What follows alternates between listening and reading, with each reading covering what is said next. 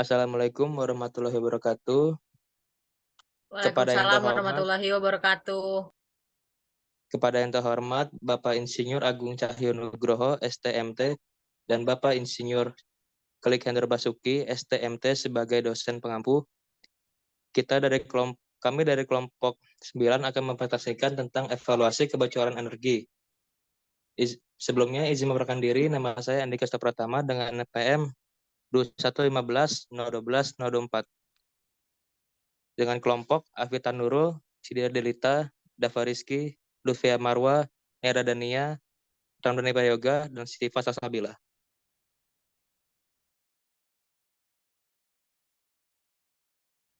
Untuk pembahasan yang pertama itu ada apa itu kebocoran energi, yang kedua faktor penyebab kebocoran energi, yang ketiga indikator kebocoran energi, yang keempat solusi mengatasi kebocoran energi, yang kelima tentang studi kasus gedung dan juga kesimpulan.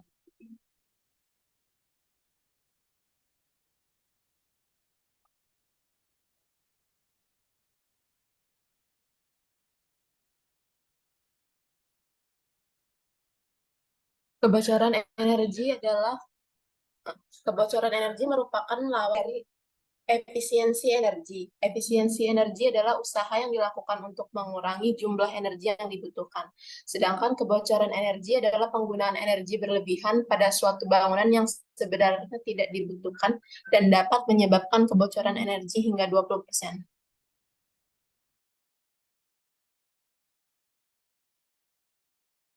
Selanjutnya yaitu faktor penyebab dari kebocoran energi, yaitu perilaku konsumtif masyarakat terhadap energi listrik ini dapat mengubah pola dan gaya hidup masyarakat menjadi lebih boros.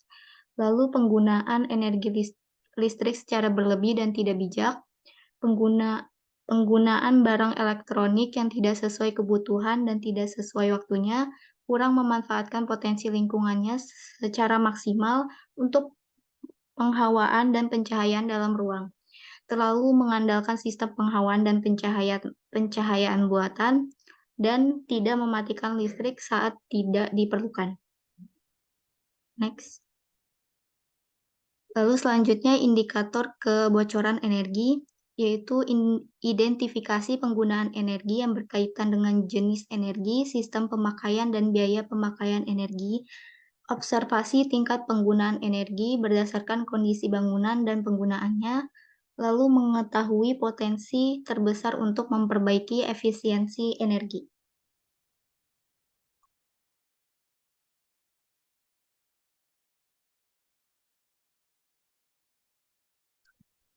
Selanjutnya yaitu solusi.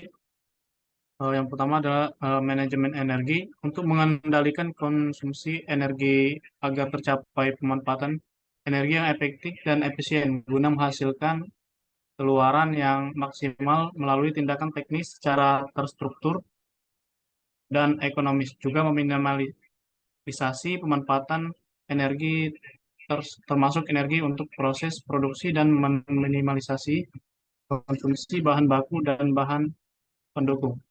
Yang kedua yaitu audit energi, menghitung besarnya konsumsi energi dan mengenali cara-cara untuk penghematan kegunaannya secara detail.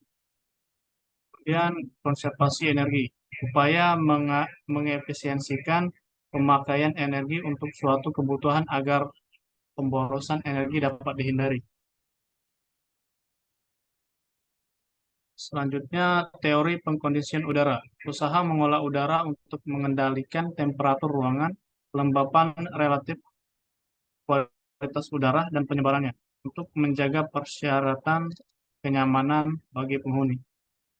Selanjutnya, melakukan air sealing, antara lain mengecek dan menutup celah pada jendela dan pintu yang kurang rapat, menutup celah dan retakan pada dinding dan atap bangunan, memperbaiki sistem ventilasi dan saluran udara yang bocor, menggunakan teknologi seperti thermal imaging dan blower door test untuk menemukan titik-titik kebocoran udara, dan menggunakan smart sensor untuk mendeteksi kebocoran udara dan memberikan peringatan pada tim pemeliharaan bangunan.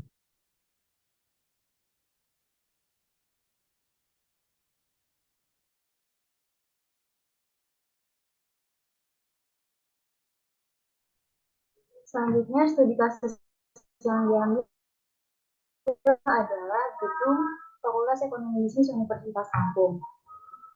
Gedung FFEB Unilang merupakan gedung yang digunakan sebagai ruang perkuliahan, ruang ujian, dan juga ruang dosen.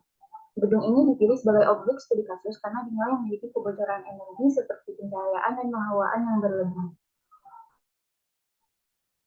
Next.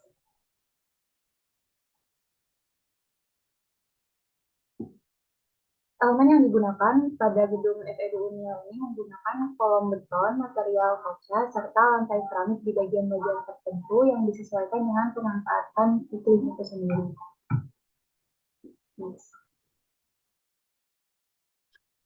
Selanjutnya ada penyebab energi bocor, di mana yang pertama ada pencahayaan. Ruang kelas di gedung FEB ini menggunakan lampu di siang hari walaupun terdapat bukaan jendela untuk mendapat cahaya alami matahari, dan jumlah pencahayaan pada kelas tersebut masih kurang baik, sehingga membutuhkan banyak lampu dengan watt yang berat untuk mendapatkan pencahayaan yang baik. Selanjutnya yang kedua itu ada sistem tata udara. Pada gedung FEB ini, penggunaan AC atau air conditioner merupakan sumber utama dari penghawaan dalam ruangan. Pada satu ruang terdapat 3-4 AC untuk penghawaan, dan AC dinyalakan setiap waktu untuk menjaga kualitas suhu dalam ruangan. Setiap ruangan memiliki jendela dan ventilasi, namun karena bukaan jendelanya tidak dimaksimalkan, maka hal ini menyebabkan terjadinya kebocoran energi. Kemudian rekomendasi yang dapat kami sampaikan perihal sistem tata udara, yaitu dimulai dari memaksimalkan ventilasi atau bukaan yang sudah tersedia untuk penghawaan saat ruangan digunakan. Kedua, mematikan AC jika sudah digunakan. Ketiga, merawat dan penempatan AC sesuai dengan standar pemasangan. Keempat, menyesuaikan daya AC dengan luas ruangan. Karena semakin besar ruangan, tentu semakin berat kerja AC dan mendinginkan udara yang ada di dalam ruangan tersebut. Yang kelima, menjaga suhu ruangan tetap standar dan perbaiki keadaan ruang yang digunakan agar sesuai dengan persyaratan ruangan ber-AC. Kemudian yang terakhir ada meletakkan atau memelihara tanaman dalam ruangan agar kondisi ruangan dapat lebih nyaman dan alami.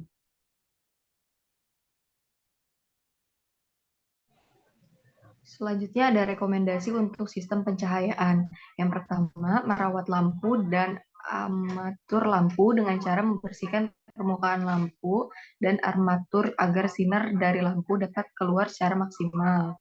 Yang kedua, menyesuaikan tingkat kuat cahaya dan luas ruangan, karena ruangan yang besar tentu membutuhkan cahaya yang lebih banyak daripada ruangan yang kecil.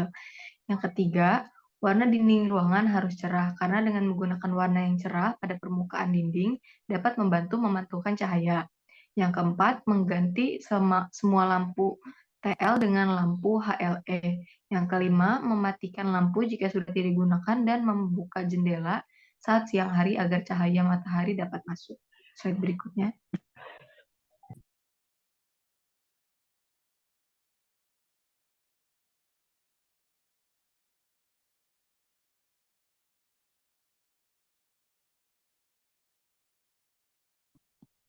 Kesimpulan yang dapat diambil yaitu kebocoran energi dapat menyebabkan pemborosan sumber daya energi, peningkatan biaya operasional, dan dampak negatif terhadap lingkungan.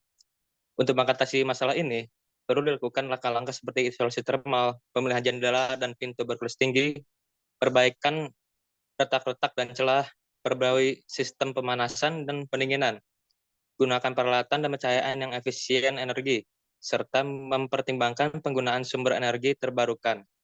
Tindakan ini membantu mengurangi konsumsi energi dan emisi karbon, serta mengurangi biaya operasional bangunan. Dengan mengidentifikasi dan memperbaiki kebocoran energi, kita dapat menciptakan bangunan yang lebih efisien, ramah lingkungan, dan ekonomis.